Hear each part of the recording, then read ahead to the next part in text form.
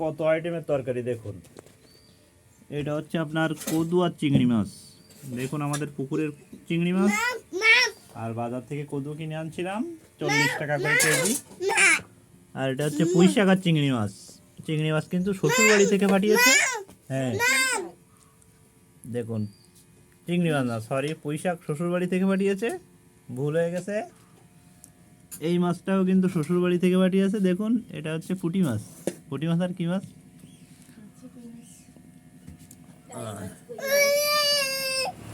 এই যে আমার আম্মু, আম্মু ভাত খাবে এখন। আম্মু কিন্তু একটু দুষ্টু। এই যে দেখুন,